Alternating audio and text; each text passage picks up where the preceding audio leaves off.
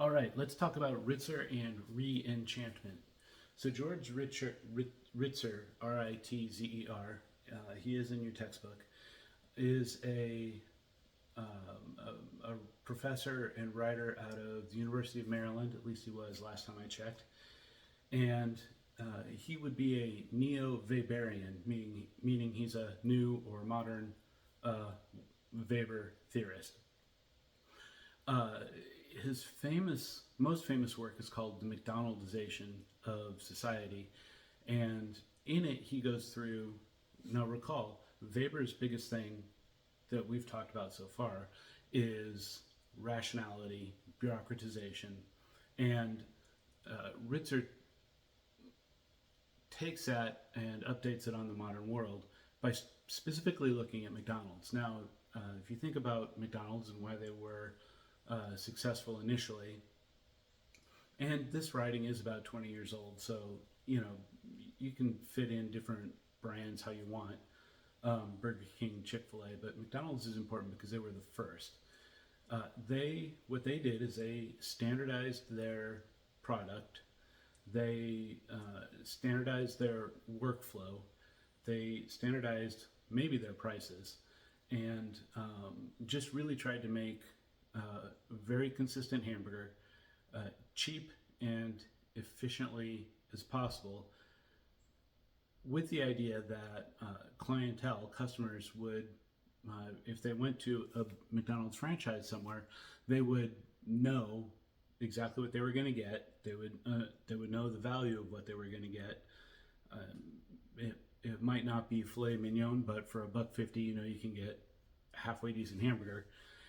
And so their whole shtick was on making sure that they had consistency, efficiency, and they built that through their entire restaurant business in the 50s or 60s, whenever they started. Now, so Ritzer called that process McDonaldization, and it's easy to see that how effective it was, first of all, and second of all, how that process, which, recall Weber, rationality, how that process represented moving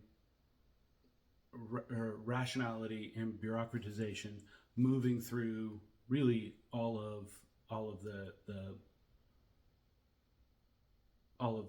businesses, capitalism, industry, the economy. That's the word I was looking for. Um, and so, nowadays, obviously, McDonald's isn't the only one, but maybe here in Macon, the example should be Chick-fil-A. But you go to a Chick-fil-A, you know what you're going to get. It's not great, but it's definitely good enough.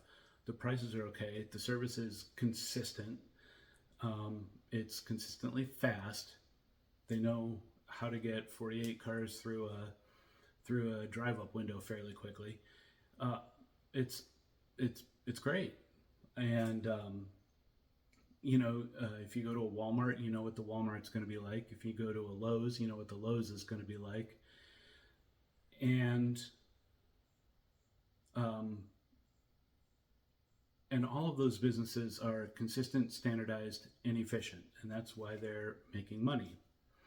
There's a flip side to that, however, and the flip side is that once McDonald's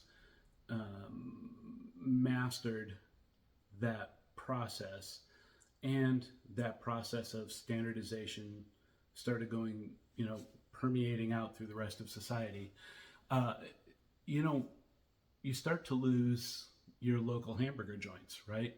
Painesville, Minnesota used to have one called the Wishing Well, right? Yeah, you wouldn't know that. Anyway, so the family hamburger joints, they start to go broke. The Krogers and the Myerses, they drive the Walner's supermarkets out. So all of the all of the all of the process since that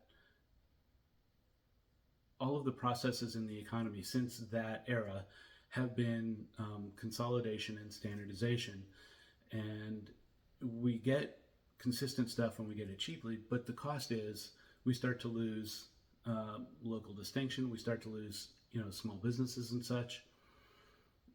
And if you think about it in today's world, if you get dropped off in a suburb in Omaha, Nebraska, how do you know the difference between that and a suburb in Houston, Texas, and a suburb in Philadelphia, Pennsylvania, and a suburb of Macon, Georgia, right? And the answer is you can't really, because that process of consolidation and standardization has managed to permeate through really almost all of the American economy.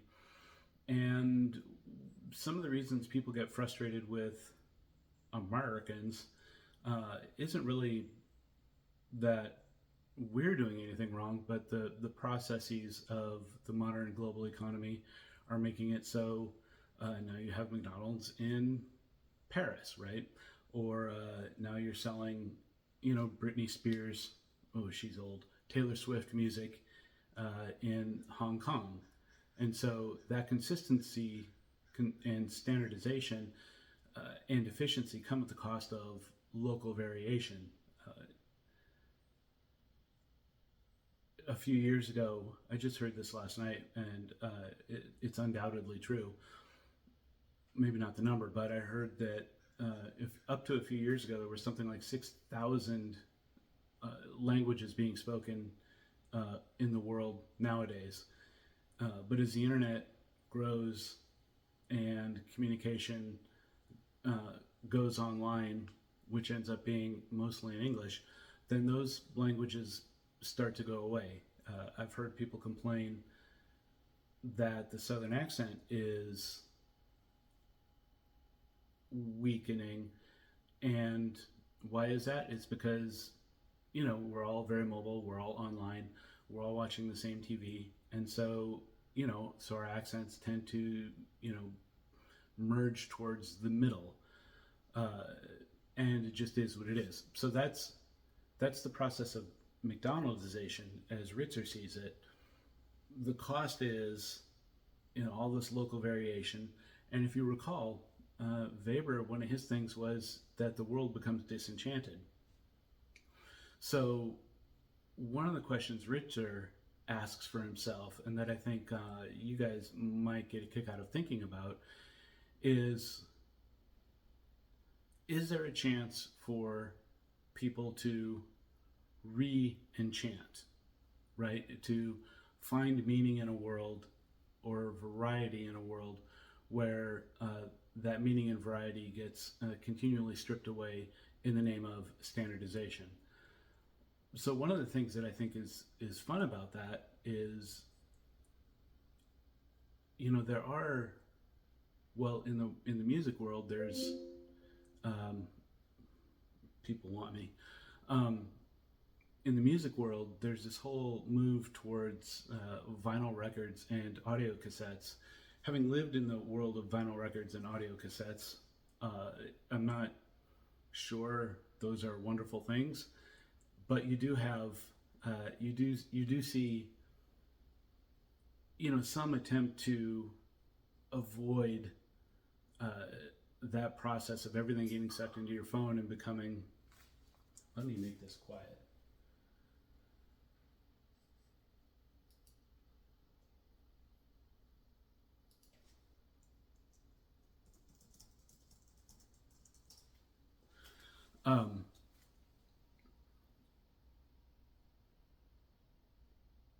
Yes, another would be mm, belief in conspiracy theories or religions or magic, or Harry Potter. The whole thing is about magic and enchantment, and it's been going on about as long as since Ritzer started writing about it. So maybe that's an example. Now this will tie in to later what we're gonna when we start to talk about postmodernism, because